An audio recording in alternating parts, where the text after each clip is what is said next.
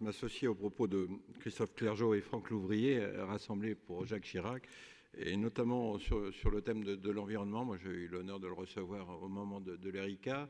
On dit souvent que les choses ne sont pas suivies des faits. En tout cas, après l'ERICA, grâce aussi à l'action de la justice et au législateur, a été reconnu le principe pollueur-payeur. Ça s'applique pour l'usine de Rouen actuellement.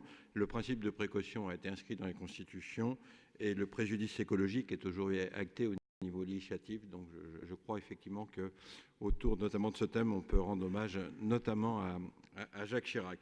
On dit souvent, Madame la Présidente, que la vie publique n'est pas un long fleuve tranquille. En tout cas, ça avait été abordé par Franck et Louvrier hier. En ce qui concerne la majorité régionale, elle l'est, puisque nous partîmes 54 et nous sommes toujours 54 avec cohérence et fidélité à nos engagements.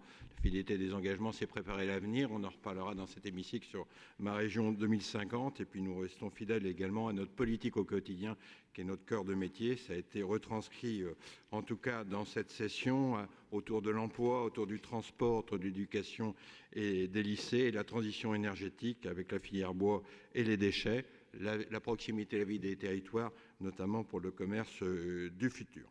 Donc j'ai envie de dire, Madame la Présidente, que dès aujourd'hui, nous pouvons nous donner rendez-vous pour l'acte fondateur de toute collectivité, c'est-à-dire le vote du budget au mois de décembre.